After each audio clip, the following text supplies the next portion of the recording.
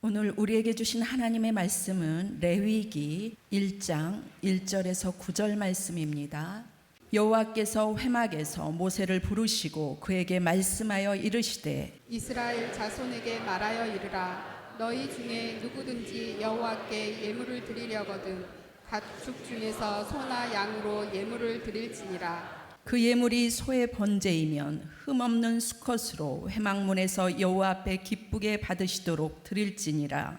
그는 번제물의 머리에 안수할지니 그를 위하여 기쁘게 받으심이 되어 그를 위하여 속죄가 될 것이라. 그는 여호와 앞에서 그 수송아지를 잡을 것이요 아론의 자손 제사장들은 그 피를 가져다가 회막문 앞 제단 사방에 뿌릴 것이며 그는 또 그 번제물의 가죽을 벗기고 각을 뜰 것이요 제사장 아론의 자손들은 제단 위에 불을 붙이고 불 위에 나무를 벌려놓고 아론의 자손 제사장들은 그 뜬 각과 머리와 기름을 제단 위에 불 위에 있는 나무에 버려 놓을 것이며 다 함께요. 그 내장과 정강이를 물로 씻을 것이요 제사장들은 그 전부를 제단 위에서 불살라 번제를 드릴지니 이는 화제라 여호와께 향기로운 냄새니라. 아멘.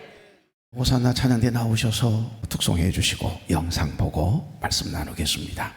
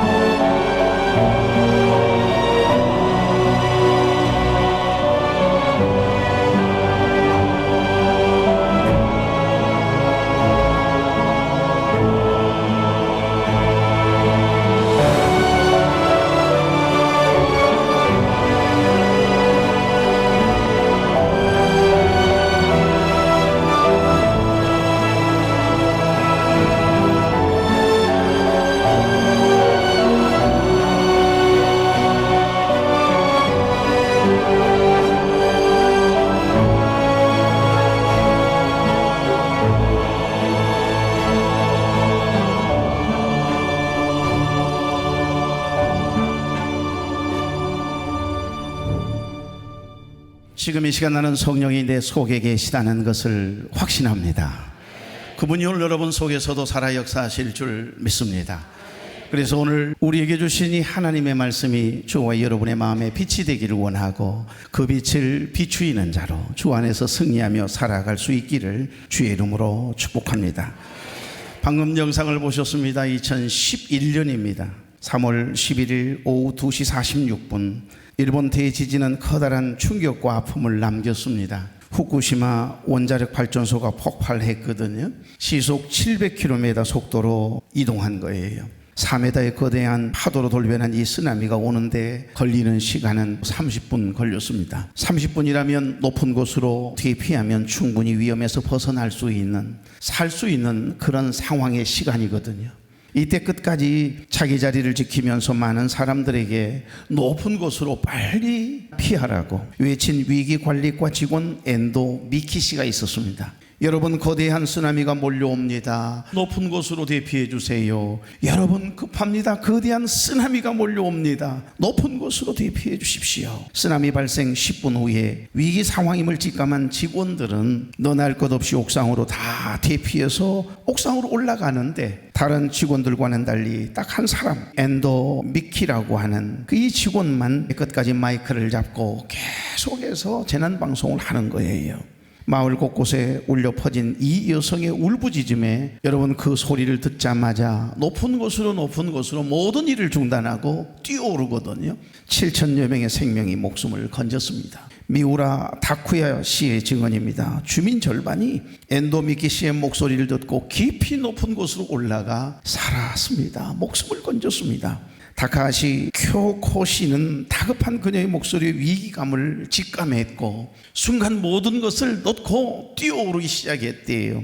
그래서 내가 살 수 있었답니다. 공포의 그 순간에도 오직 다른 사람의 생명을 먼저 염려하고 생각했던 엔도미키 양의 그 숭고한 희생 어린 그녀의 목소리는 지금도 제 귓가에 울려 퍼지고 있습니다. 고라 루미코라고 하는 시인의 실제 고백입니다.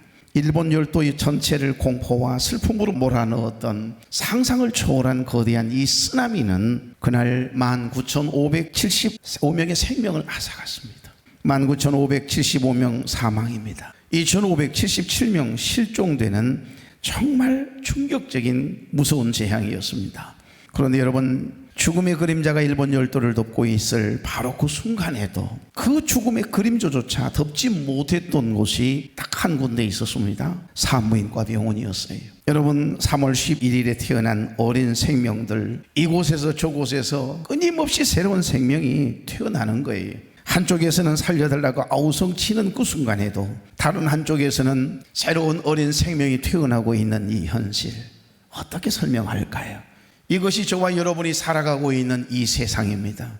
이것이 우리 인생이에요. 전혀 문제가 없다라고 생각했던 가정의 딸이 그제 갑자기 목숨을 끊었답니다. 그 소식을 듣고 제가 얼마나 충격이 되는지 모릅니다. 어렸을 때 그 기억이 지금도 그 어린 그 딸의 모습이 저에게 있는데, 오늘 아침에 새벽에 일어나서 이제 준비를 하고 교회를 출발하려고 하는데 문자가 들어와 있어요.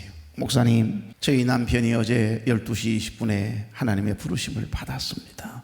그리 건강하던 분이, 그렇게 열심히 택배 일을 하던 분이 세상에 무거운 지게차가 사람이 있는 줄 모르고 무거운 짐을 툭하니 놓자마자 놀래가지고 뒤로 넘어졌는데 뇌진탕으로 아주 그냥 머리가 박살이 난 거예요. 남편이 세상을 떠났다는 이야기입니다.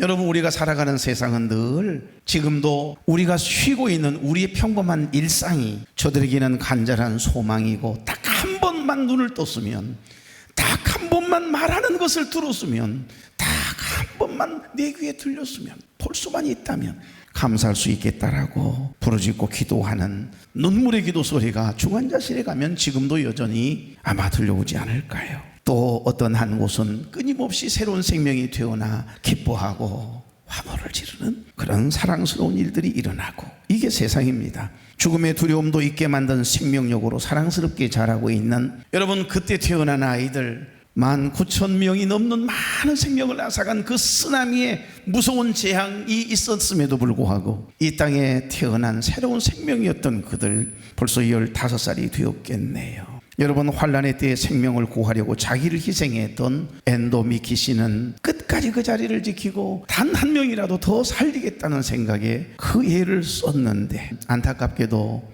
이 세상을 떠났거든요.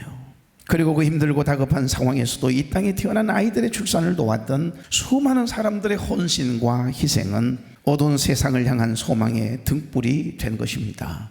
삶이 바쁘고 힘들 때일수록 기도해야 하고, 급할수록, 여러분 삶이 바쁠수록 힘든 일이 있을수록 더 기도의 자리를, 예배의 자리를 사수하십시오.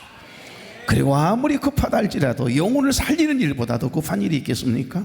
영혼을 살리는 일에 마음을 조금만 써주십시오. 다니엘서 12장 3절은 말씀합니다. 지혜 있는 자는 공창의 빛과 같이 빛날 것이요, 많은 사람을 옳은 대로 주님께로 인도하는 자는, 돌아오게 하는 자는 하늘의 아름다운 별처럼 영원히 빛나리라고 말씀하시잖아요. 하나님에게는 공짜가 없습니다. 6월 7일은 우리가 그동안 기도하며 또 기도하며 준비했던 이웃초청주일입니다. 한 영혼을 주님께로 인도하기 위해서 그동안 애써오신 줄 압니다. 여러분, 지금의 시대는 삶에 지쳐있는 사람들, 삶의 의미를 잃어버린 제 영적으로 곤고한 사람들이 우리 주위에 너무 많습니다. 방금 전에 말씀을 드렸던 공황장애로 인해서 고통스러워하는 우리의 가족들이, 혈육들이 있습니다.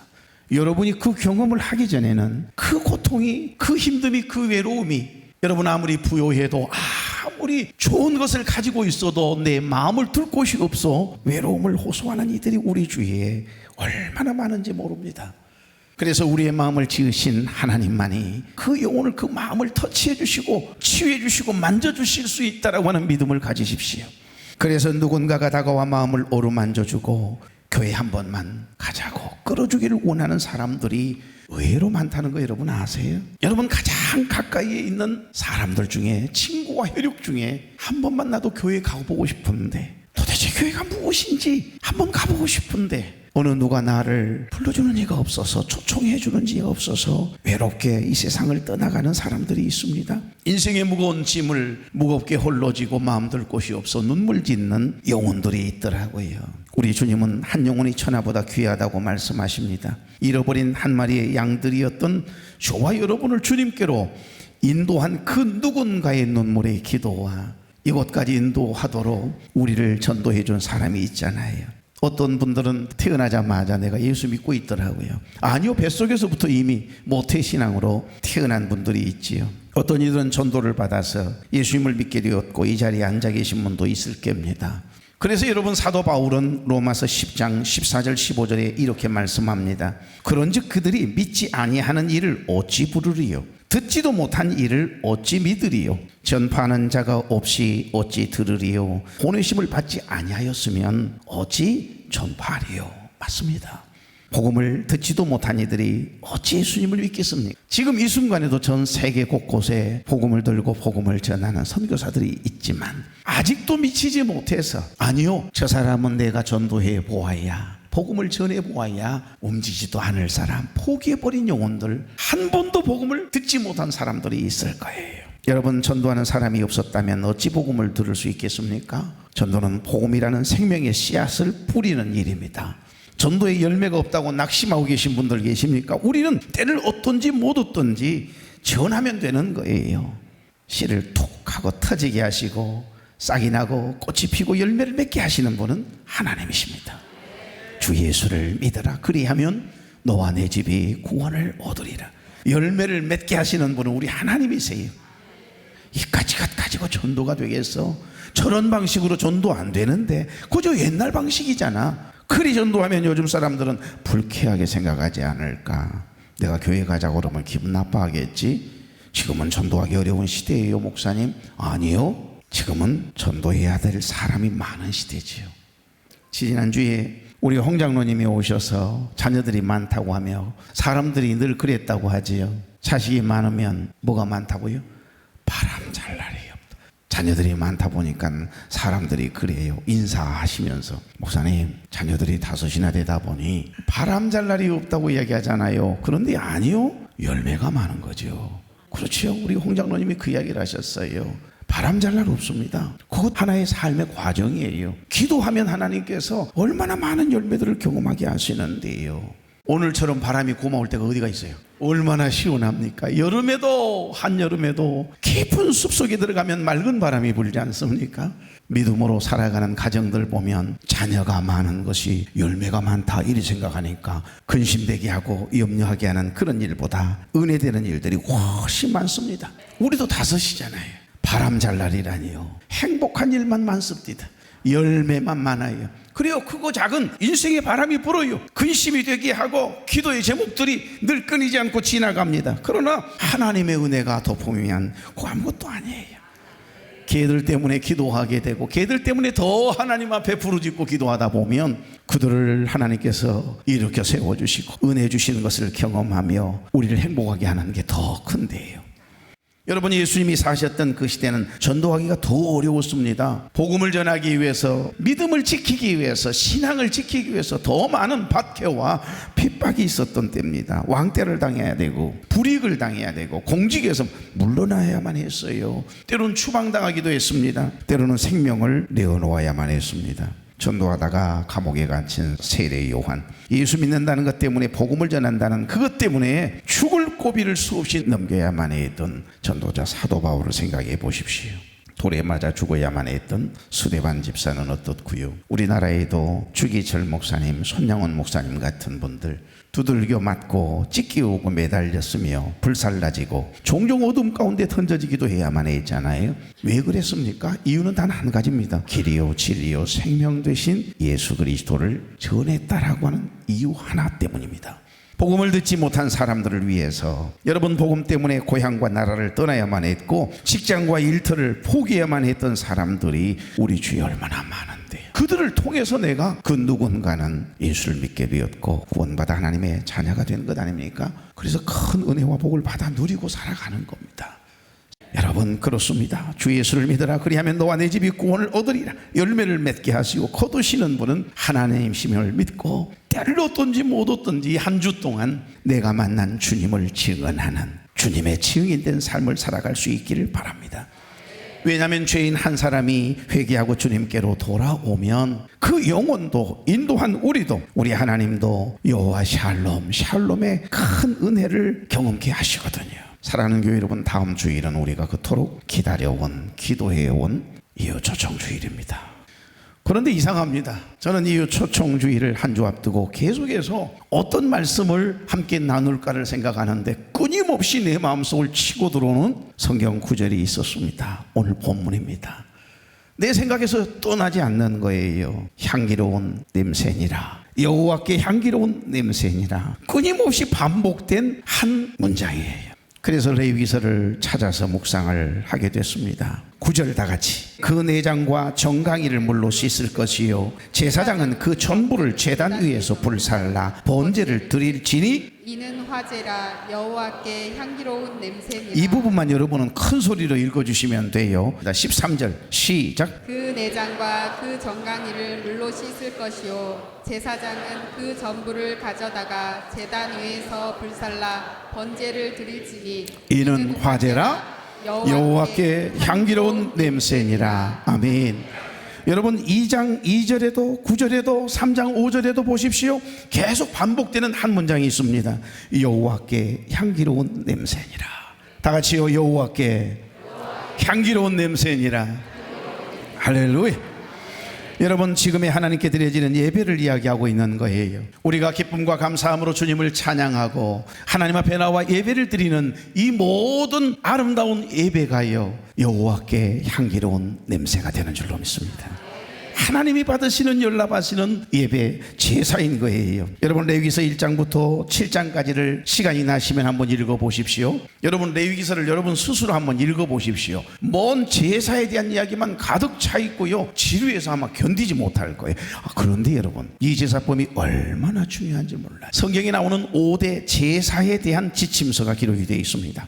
이 제사는 이런 제사야, 그리고 이 제사는 이렇게 드리는 제사여야 하고, 이 제사에서 중요한 것은 이거야, 이러면서 이 제사를 통해서 귀로 듣고 눈으로 보고 몸으로 익히게 하는 것은 먼 훗날 있게 될 2000년 전 이 땅에 인간의 몸을 입고 인카네이션 말씀이 육신이 되어 번제물이 되어주신, 화목제물이 되어주신, 그리고 다시는 제사를 드릴 필요 없도록 우리의 모든 죄의 문제를 해결해 주신 리뎀션, 속죄, 구속의 은혜를 경험케 하신 예수 그리스도의 십자가의 사건을 예표하고 있음을 말씀하고 있습니다. 그래서 레위기는 한마디로 죄 많은 인간이 어떻게 거룩하신 하나님 앞에서 나아가며 그분 안에서 어떻게 행해야 참으로 하나님이 원하시는 아름다운 행복한 참 삶을 살아갈 수 있는지를 너무너무 잘 설명해 놓은 인생의 광야 학교에 입학한 학생들에게 훈련시키고자 원하시는 훈련 교환서와 같습니다. 창세기, 출애굽기, 레위기, 민수기, 신명기, 펜타튜코스,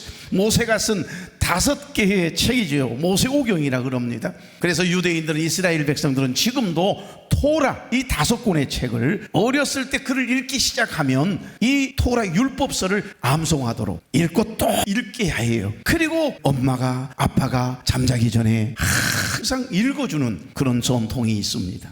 그래서 여러분, 전 세계 수많은 사람들이 존재하지만 유대인들 중에 노벨상 수상자가 맞는 건 머리가 좋고 뛰어나게 하시고 하나님의 은혜와 복을 받아 누리도록 하게 하신 특별한 은혜는 바로 거기에 있는 겁니다. 하나님의 말씀을 또 읽고 또 읽어 그 말씀대로 살아가면 그게 인생의 최고의 복이라는 거지요. 오늘 여기 제사법은 그런 의미가 있습니다. 제사를 드리는 형식은 4가지입니다. 화제가 있고 요제가 있고 거제가 있고 관제, 똑같은 말은 전제지요. 그러니까 오늘 본문에 다 기록되어 있네요.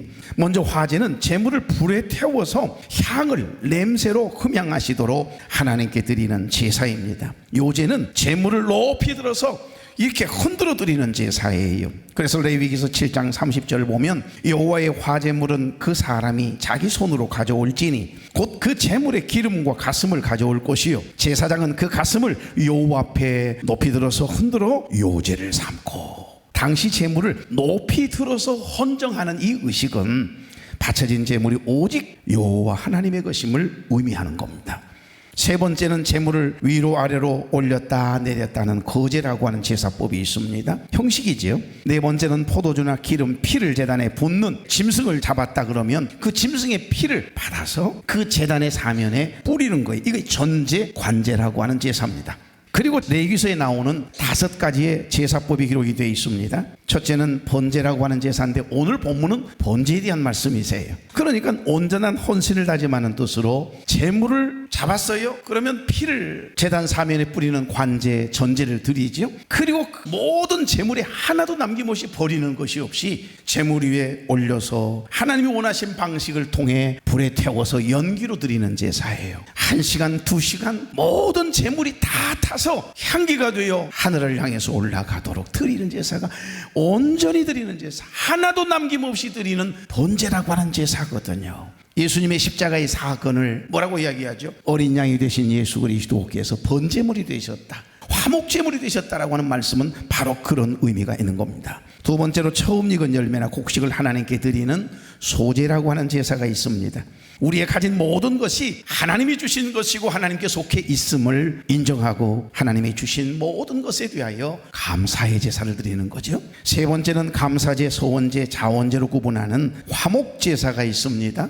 여기에서 자원제는 하나님의 축복과 상관없이 하나님께 그냥 자원하는 마음으로 감사의 제사를 드리는 거예요. 힘들고 어려울 때에도. 서원제는 하나님의 뜻대로 살겠다라고 하는 마음의 다짐과 결심의 마음을 가지고 하나님께 드리는 제사가 되는 거죠. 이 모든 것은 하나님과 나 사이에 벽이 생기지 않도록 끼어진 그 모든 관계를 하나 되도록 하는 화목제사라고 부릅니다. 네 번째는 속죄제사입니다. 속죄제는 삶 속에 계명 하나라도 그릇 범하였을 때 죄 사함을 받기 위해서 반드시 제사가 필요했습니다. 죄를 지었으면 그 죄값을 받아야 되잖아요. 그 죄값을 사함을 받아야 내가 자유할 수 있는 거거든요. 여러분, 아무도 모르게 죄를 짓는 사람들, 마음의 양심에 무거운 짐을 안고 살아가는 사람들 얼마나 많습니까? 이것이 죄라고 하는 걸 아는 건 아직 살아있다는 거지요. 여러분이 누군가를 미워하고 시기하고 질투하고 그리고 가지고 있는 모든 것을 빼앗고 흔들어대고 결국에는 파괴시키는 일, 이거 무서운 죄잖아요. 그 죄에 대해서 사함을 받지 않으면 그 죄값을 받아야 되는 겁니다. 그럼 무서운 일인데도 우리는 죄를 가벼이 여긴단 말이에요. 그래서 구약시대 예수님이 이 땅에 오시기 전에는 이렇게 속죄제사라고 하는 것이 있었어요. 계명 하나라도 그릇 범하였거나 죄를 지었을 때 그 죄를 사함받기 위해서 아이고 도저히 못 살겠네, 양심의 짐이 돼서 이거 빨리 사함을 받아야지, 용서를 구해야지. 그러면 제물을 가지고 와서 속죄 제사를 드리는 거예요. 그리고 마지막 5번째는 속물이나 다른 사람의 재산에 대해 손해를 입혔거나 남의 그 도둑질이 됐거나 죄를 뽀마였을 때 드리는 속건죄라고 하는 제사가 있습니다. 남을 아프게 하고 상처를 주는 거, 이거 속건죄 제사를 드려야 돼요. 인간의 죄악을 고백하는 것이 속죄제라면, 속건죄는 죄악 가운데 있는 구체적인 행위를 고백하고 용서를 비는 거예요. 아무개 엄마 미안해. 뭐가 미안해요? 그때 그 일은 내가 그랬어. 내가 그러지 말았어야 하는데 내가 말씀을 듣고 보니 너무 마음이 무거워서 견딜 수가 없어서 아무개 엄마가 찾아온 거야. 용서해줘. 내 잘못이야. 용서해 줄란가? 이러면서 다가오는 거. 이것이 여러분 사실 속건죄예요. 죄악 가운데 있는데 구체적인 자신의 행위를 솔직하게 진실하게 고백하는 거, 회개와 같은 겁니다. 하나님 앞에 용서를 비기기 위해서, 죄 사함을 받기 위해서. 안 그러면 하나님께서 그 죄값을 나에게 물으시니까. 예컨대 이런 겁니다. 하나님, 제가 어제 남의 물건을 훔쳤습니다. 하나님, 나의 이익을 위해서, 내 진급을 위해서, 출세를 위해서 없는 말을 만들어서 나와 경쟁자인 그 사람을 끄집어내렸어요. 그 사람 상처를 주었어요. 이웃을 아프게 했습니다. 거짓말을 했습니다. 그 구체적인 행위를 하나님 앞에 가지고 나아가 솔직하게 고백하고 그 죄 사함을 받는 것. 그래서 속건죄는 다른 제사들과 다르게 다른 사람들에 대한 배상도 아주 자세하게 규정되어 있는 특징이 있습니다. 그러니까 피해자에게 직접 찾아가서 그 피해 물품의 5분의 1을 더해 갚는 거예요. 4배로 갚았다 삭개오. 그 이야기는 율법에 나온 계명적인 이야기입니다. 여러분, 여기 레위기서 1장 1절 다 같이, 여호와께서 회막에서 모세를 부르시고 그에게 말씀하여 이르시되. 아멘.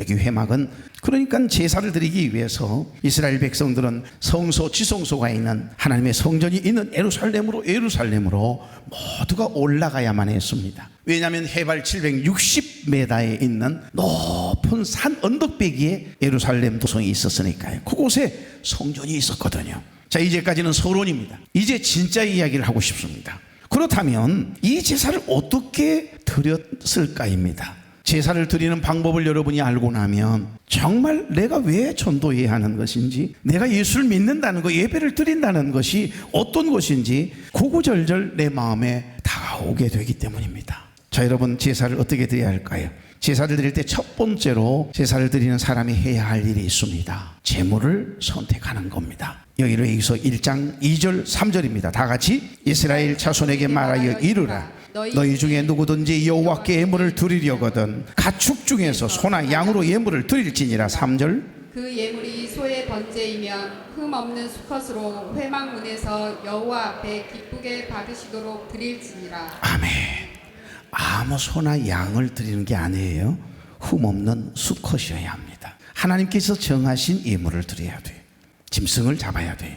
그러니까 그 선택을 누가 해요? 제사를 드리는 본인이 해야 됩니다. 제사장이 골라주는 게 아니에요. 2절 보십시오. 너희 중에 누구든지 여호와께 예물을 드리려거든 가축 중에서잖아요. 여기에 가축이나 생축이라고 하는 단어를 베헤마라고 하거든요. 집에서 기른 짐승이에요. 밖에 야생마처럼 뛰어다니면서 일이 거치고 싸움하고 그러면서 찢겨서 상처가 난 흠이 있는 제물이 안 된다는, 오로지 오기야 금이야 흠 있는 제물을 하나님 받지 않으시니까. 진정히 하나님이 원하시는, 기뻐하시는 향기로운 제사를 드리기 위해서는 그 제물이 흠이 없어야 되잖아요. 그 제물을 선택하는 사람이 누구예요? 제사를 드리는 여러분입니다. 자, 두 번째로 제사를 드릴 때 해야 할 것이 뭔가 보십시오. 4절입니다. 시작. 그는 번제물의 머리에 안수할지니 그를 위하여 기쁘게 받으심이 되어 그를 위하여 속죄가 될 것이라. 아멘. 여기 그는 번제물의 머리에 안수할지니라고 하는 동사의 주어는요, 그는이에요. 여기에 제물인 흠없는 짐승 위에 손을 얹고 안수하는 사람은요, 제사를 집례해야 하는 목회자가 아닙니다. 제사장이 아니에요. 죄를 지은 사람, 속죄 제사를 드리기 위해 이 제물을 가지고 온 바로 그 사람이 직접 흠이 없는 염소를 가지고 왔다 그러면 그 염소의 머리 위에 손을 얹어야 돼요. 소를 가지고 하나님 앞에 제사를 드리기 위해서 오신 분은 그 소의 머리에 손을 얹고 눌러야 돼요. 안수하는 겁니다. 그 사람이 직접 짐승의 머리에 손을 얹고 자기 죄를 다 고백을 해야 돼요. 하나님, 나의 죄 때문에 내가 죽어야 합니다. 그러나 나 대신 이 짐승에게, 이 소에게, 이 염소에게 나의 모든 죄를 전가합니다. 나를 대신해서 이 짐승이 죽어주는 거예요. 그러니까 내가 지은 죄를 이 짐승에게 전가시킨다라고 하는 의미가 있고요.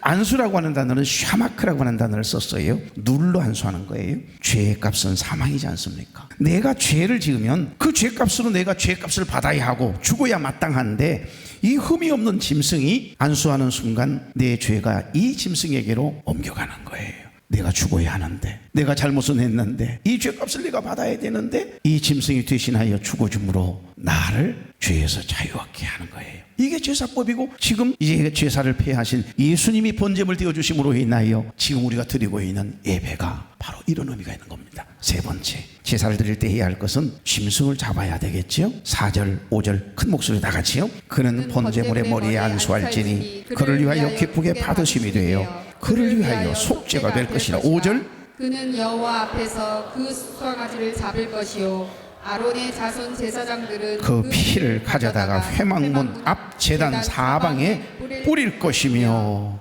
여러분, 하나만 묻겠습니다. 제사를 드리기 위해서 짐승을 잡아야 하는데 이 짐승은 누가 잡는다고요?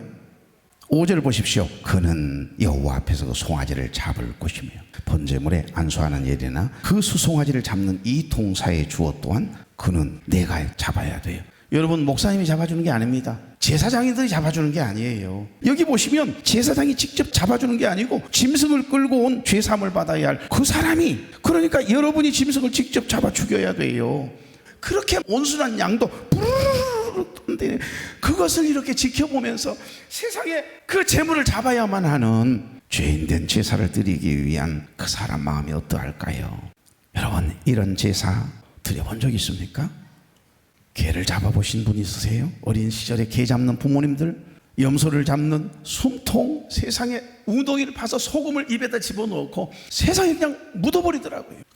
숨이 끊어질 때까지 발악을 하면서 움직이는 그 짐승을 보고 나는 절대 염소 안 먹을 거야. 그런데 고소한 냄새가 나면 왜 이렇게 맛있어요? 한 번은 우리 청년들과 함께 섬으로 리트릿을 갔습니다. 그랬더니 아는 우리 장로님, 장인어른께서 우리 왔다고, 우리 교회 청년들이 왔다고 닭 한 마리를 내놓으셨어요. 토종닭이죠. 다종닭이 토종닭이 그렇게 크지도 않았어요. 그래도 그놈을 딱 잡고, 내가 아무도 잡을 수 있는 사람이 없잖아요. 그래서 옛날 어린 시절에 닭 잡는 모습은 봤잖아요. 목을 비틀어서 이러고는 있는데 얘가 죽어야죠. 완마 정말 얼른 좀 죽어주면 좋겠는데 그냥 순간 고통 없이 그냥 날카로운 칼로 그냥 쫙 목을 베가지고 그렇게 죽일 수도 없고 그냥 목을 비틀고 이렇게 잡고 있는데 바닥거리는데 사람 죽겠어요. 조금 있으니까 죽습디다. 숨이 끊어져. 그러니까 우리 청년들이 니들 내 마음 아냐. 그 짐승 하나 닭 한 마리를 잡는데도 내 마음이 찢어지듯 나쁘고요. 닭 먹고 싶은 생각이 없었거든요. 그래, 털을 다 뽑았어. 다 뽑았는데 이제 칼을 가지고요, 다리를, 이게 무릎 있는 곳을 이렇게 자르잖아요. 이렇게 꺾지 않습니까? 그리고 목을 자르고. 웜에 치킨은 제일 잘 먹는 분들이 지금 징그럽다 그러세요. 그런데 세상에 요 녀석이 포도독 하더니 살아나잖아요. 기절했던 닭이 살아나가지고 포도독 하더니 잡으려고 오니까 어디 들어간다냐 그랬더니 요 녀석이 대나무 숲속으로 들어가가지고 아무리 뒤져도 없어요. 지금 다 털을 뽑혔거든요. 지금까지 안 잡혔어요. 세상에 제사법 이야기하면서 웃는 건 난 처음이요. 집에 돌아왔는데도 이 닭이 얼마나 추울까 그 생각을 하는데 얘 같아서 죽을 뻔해서 지금도 그때 생각하면 그것들이 환생을 한다 그러면 나를 가만 안 둘 것 같은 생각이 들어요. 닭 한 마리를 잡는데도 그렇게 힘이 들었다는 이야기를 하고 싶은 거예요. 근데 양이라고 하는 짐승은 온순하다잖아요. 칼로 숨통을 제대로 찔러야 된다 그래요. 툭 칼이 들어오면 이러고 만다 그러네요. 그래서 하나님은 꼭 이 어린 양 순종의 대명사처럼 양을 이야기하는가 봅니다. 여러분, 얼마나 그 숨통을 끊기가 어렵겠어요. 그리고 제사장이라도 직접 징승을 잡고 모든 처리를 이 제사법에 따라 진행해야 됩니다. 민수기서 6장 2절에 보면 누구든지예요. 그 죄를 속죄함 받아야 할 것 아니겠어요? 누구든지입니다. 목사인 나도 죄를 지었으면 반드시 속죄함을 받아야 되지 않겠어요? 남자나 여자나 똑같습니다. 여러분, 제사 안 드리고 싶은 분 여기 계세요? 제사 안 드리고 싶은, 제사는 지금의 예배거든요. 제사 안 드리고 싶은 분 있으면 한번 나와봐요. 그렇다면 일평생 세 가지를 하시면 절대 안 됩니다. 첫째, 기도하면 안 돼요. 무슨 말이냐고요? 여호와의 이름을 부르는 순간 구약시대는 그 자리에서 즉사했습니다. 그렇다면 제사를 그렇게 가벼이 여기는 사람이 있겠습니까? 두 번째, 결코 해서는 안 되는 것, 하나님의 말씀을 암송하거나 읽어서는 안 됩니다. 왜요? 거룩하지 못한 입술로 거룩하신 하나님의 말씀을 암송하거나 읽는 순간 그 사람 또한 그 자리에 죽습니다. 고로 죄사함을 받으려면 반드시 짐승을 선택하는 거, 제사를 드리는 사람이 합니다. 그리고 안수하는 거, 짐승을 죽이는 거 다 제사를 드리는, 예배를 드리는 사람이 해야 되는 거예요. 여러분, 예배 드리는 일이 혹연몽예스럽고 부담스러우신 분 계세요? 다음 주부터는 교회 나오지 마세요. 죄를 지을 때마다 짐승을 잡아서 여러분이 직접 그 죄사함을 받으시려면 제사를 드리십시오. 오늘 이 말씀이 얼마나 귀한 말씀인지 모릅니다. 여러분, 우리가 지금 예배를 드리고 있잖아요. 예배 이전의 구약시대는 제사였습니다. 그 제사를 드릴 필요가 없도록 2000년 전 우리의 모든 죄의 문제를 해결하시고 죄사법을 폐하신 그분이 바로 예수 그리스도이십니다. 번제물이 되신 거예요. 스스로 화목제물이 되어주신 거예요. 예수님께서 우리의 모든 죄를 사해 주시려고 다시는 제사를 드릴 필요 없도록, 짐승을 잡아 죽일 필요가 없도록 당신이 물과 피를 다 쏟으시면서 2000년 전 십자가에 의해서 번제물이 되어주셨어요. 우리가 오늘 이렇게 행복한 마음으로 예배를 드리기 위해 이 자리에 앉아있는 것은 우리 주님이 나의 죄값을 치루어 주셨고 다시는 그 제사를 드릴 필요 없도록 은혜를 주셨기 때문에 제사 드릴 필요가 없게 된 거예요. 네 번째입니다. 제사를 드릴 때 꼭 해야 되는 거. 여기까지도 힘들었는데 뭘 해야 되는 줄 아세요? 5절 6절 시작. 그는 여호와 앞에서 그 수송아지를 잡을 것이요 아론의 자손 제사장들은 그 피를 가져다가 회막 문 앞 제단 사방에 뿌릴 것이며 그는 또 그 번제물의 가죽을 벗기고 각을 뜰 것이요. 아멘. 짐승을 잡는 일도 그 번제물의 가죽을 벗기는 일도 누가 하는 거죠? 역시 이 동사의 주어는 틀리지도 않아요. 그는입니다. 그러니까 제사장이 가죽을 벗겨주지 않습니다. 누군가 짐승을 잡아본 사람에게 맡기는 일은 더더욱 없습니다.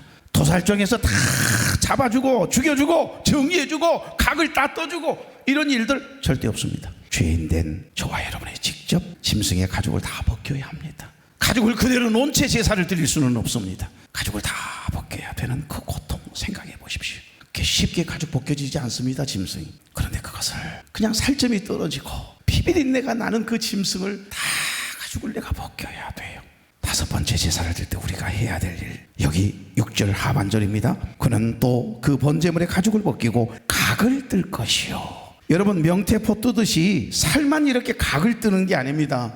실제적으로 여기 각을 뜬다라고 하는 말은 모든 뼈마디 마디를 다 분리시킨다는 의미가 있습니다. 살점이 떨어지겠지요. 피비린내가 나겠지요.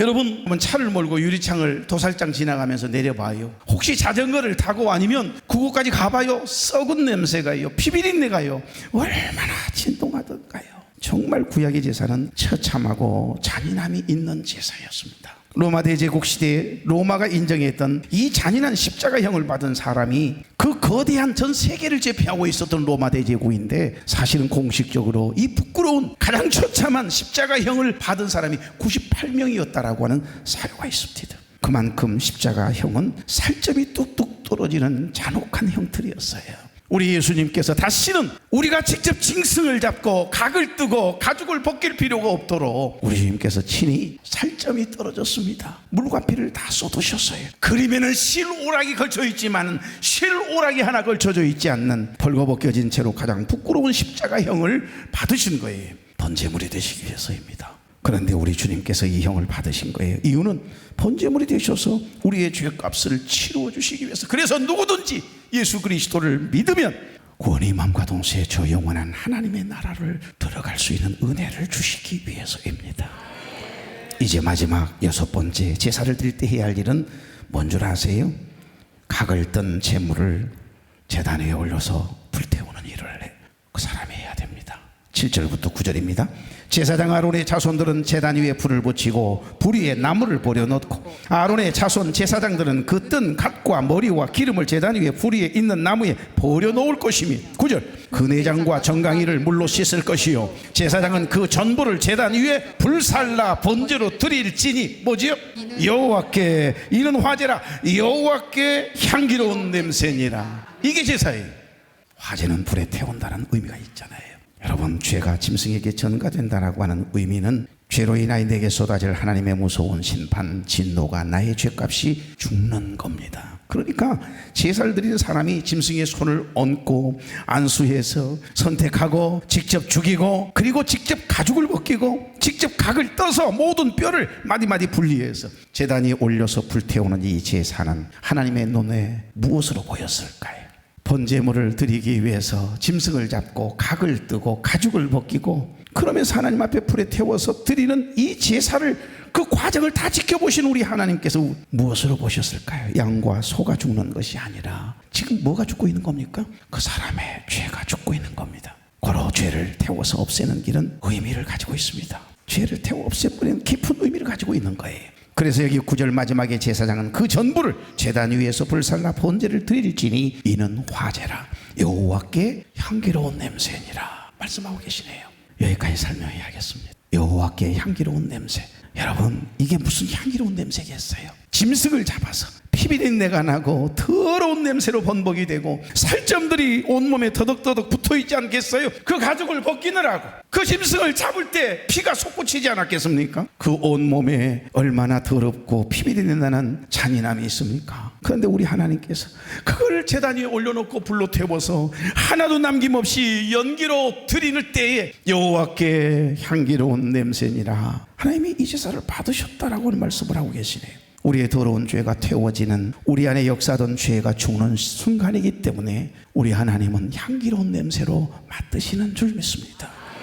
예수 그리스도 외에는 다른 길이 없고 다른 구원이 없기 때문에 우리 주님은 우리의 죄를 사해 주시기 위해 이렇게 번제물이 화목제물이 되신 거예요. 사랑하는 교회 여러분, 레위기의 제사법을 읽으며 무슨 생각이 드십니까? 왜 이렇게 잔인했을까? 왜 굳이 가죽을 벗기고 각을 떠야 했을까? 왜 제사를 드릴 때마다 다른 사람 시켜서 돈 주고 사면 되는 일을 왜 제사를 드리는 본인이 그렇게 짐승을 잡아야 하고 가죽을 벗겨야 하고 각을 떠야 하고 태워서 연기로 드려야만 그 제사를 받으셨을까? 지금 뭘 보고 계시는 거죠? 2000년 전 이 땅에 번제물이 되시기 위해서 다시는 제사를 드릴 필요가 없는 단번에 제사를 드리기 위해서 제물이 되시기 위해서 이 땅에 오신 저 십자가의 사건을 예표하고 있는 겁니다. 그게 오늘 이 본문 레위기서 1장에 나오는 번제의 이야기입니다.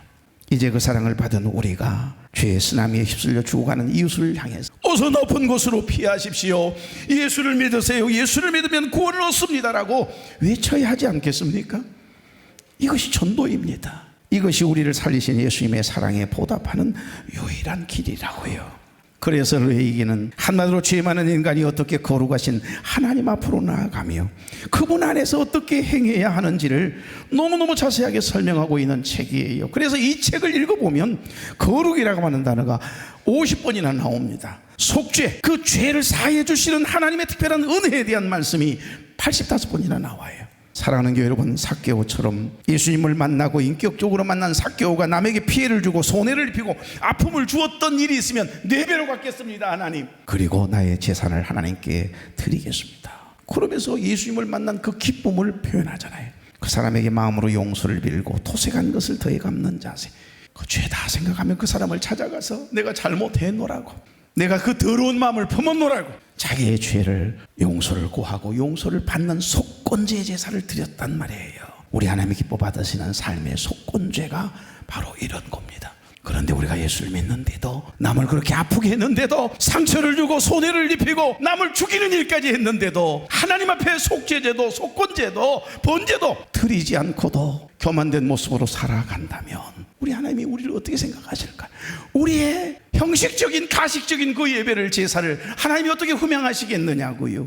여러분, 우리가 하나님 앞에 물질을 드리고 시간을 드리는 것도 중요합니다. 그러나 가장 중요한 것은 저 영원한 지옥으로 떨어질 죄인된 영혼들을 주님께로 인도하는 것, 그것을 하나님께 귀한 예물로 드리는 것처럼 귀한 영혼을 하나님께 올려드리는 것, 전도하는 것은 하나님이 받으시는 여호와께 향기로운 제사요 냄새인 줄로 믿습니다.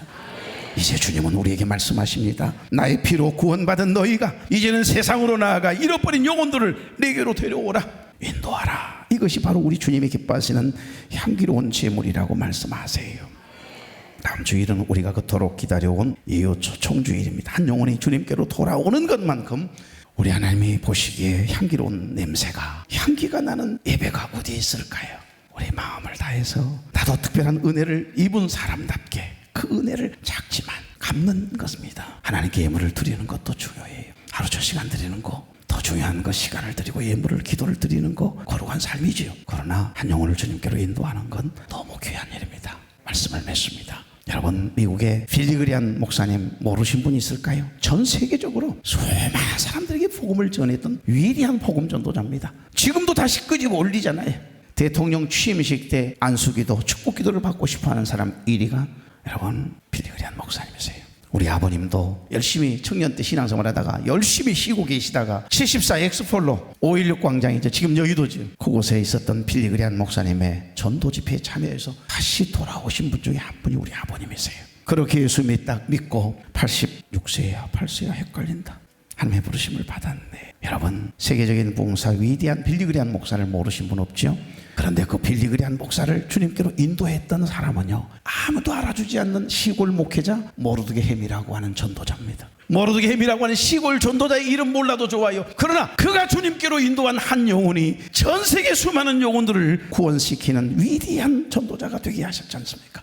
한번 설교에 3,000명이 회개하고 돌아오게 했던 베드로의 설교는 우리가 할 수 없다 할지라도 그 베드로를 주님께로 인도했던 안드레는 될 수 있지 않습니까? 6월 7일 한 영혼을 주님께로 인도하는 일, 여러분, 우리 교회 식구가 늘어난 날이 아니에요. 단순히 예수님이 십자가에 위해서 흘리신 그 피가 내 주변에 상처받고 영적으로 곤고한 영혼에게 흐르게 하시는 생명의 물기를 내는 날입니다. 제사장의 손에 피가 묻고 번제단의 연기가 끓이지 않았던 것처럼 우리 또한 시간과 물질과 정성을 다해서 한 영혼 한 영혼을 마음에 품고 기도하면서 주님께로 인도해 오는 겁니다.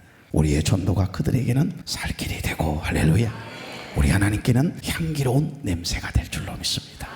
그 귀한 일에 여러분 삶의 예배자가 되어 쓰임을 받는 거, 그것처럼 귀한 일이 없는 거죠. 그들은 주님이 필요합니다. 주님이 필요하지 않는 인생은 이 세상에 단 한 사람도 없습니다. 우리 마음을 지으신 하나님, 생명의 주인 되신 우리 하나님을 만나게 하는 것, 그것이 가장 거룩하고 귀한 일이고 그들에게는 복된 일이니까 우리가 그 일에 힘을 써보시게요.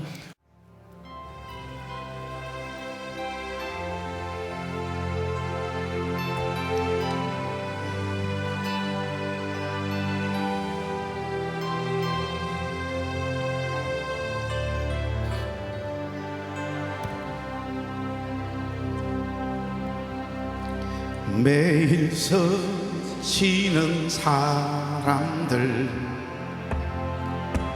내게 뭘 원하나,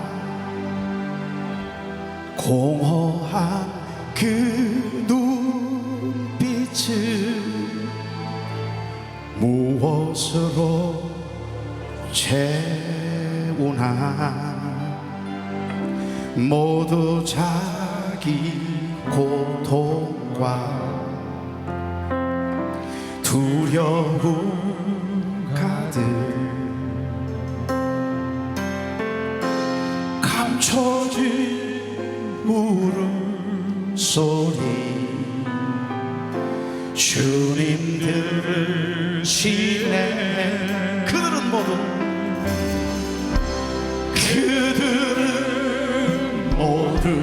주님이 필요합니다.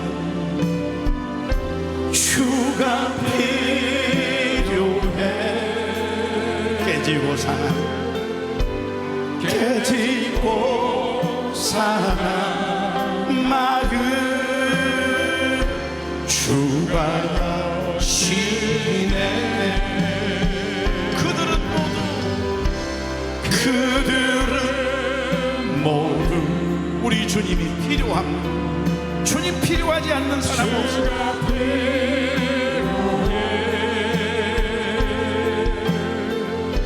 모두 알게 되리 사랑의 주님. 캄캄한 세상에서 캄캄한 세상에서 빛으로 부르라. 잃어버린 자들과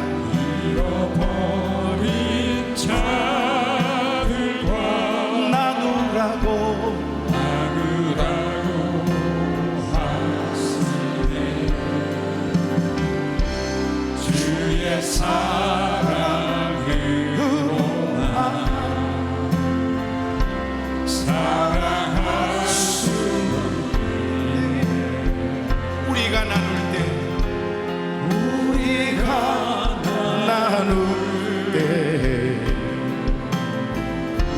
그들 알겠네. 그들은 모두 주가 필요해. 주가 필요해. 깨지고 사랑 마음 주가 여시네.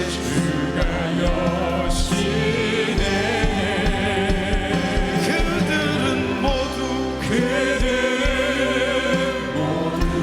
주가 필요해.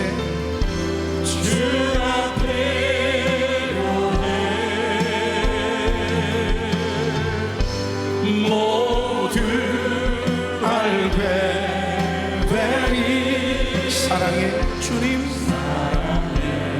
그들은 모두 주가 필요해.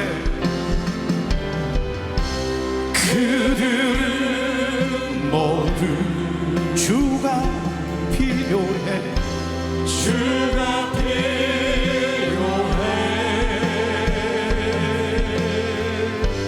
깨지고 사랑 마음 주가 여시네. 그들은 모두 주가 필요해.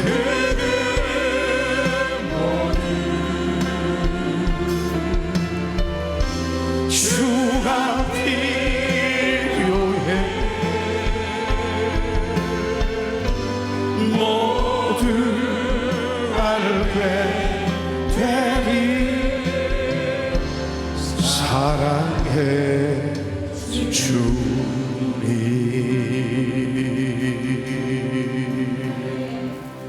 지혜 있는 자는 궁창의 빛과 같이 빛날 것이요 많은 사람을 옳은 대로 돌아오게 한 자는 하늘의 별과 같이 영원토록 빛나리라 말씀하신 하나님, 오늘 말씀을 통해 죄인된 우리를 구원하시기 위해 십자가 위에서 물과 피를 쏟으신 가죽이 벗기고 각이 띄어지고 상상할 수 없는 그 고통을 친히 당하신, 그래서 번제물이 되어주셨고 다시는 제사가 필요 없는 인생이 되도록 은혜 주셨음을 생각해 보았습니다.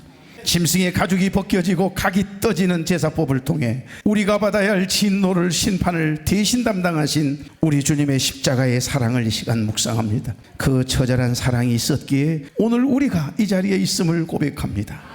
이제는 우리가 그 사랑에 빚진 자로서 세상으로 나아갑니다. 죄의 쓰나미에 휩쓸려 죽어가는 이웃들을 향해 구원의 복음을 외치는 사명을 감당하게 하시고, 잃어버린 영혼을 천하보다 귀하게 여기시는 주님의 마음으로 다음 주일 초청주일을 준비하며 한 영혼 한 영혼을 주님께로 인도해 내게 하셔서 복 있는 예배 드릴 수 있도록 은혜를 더해 주옵소서.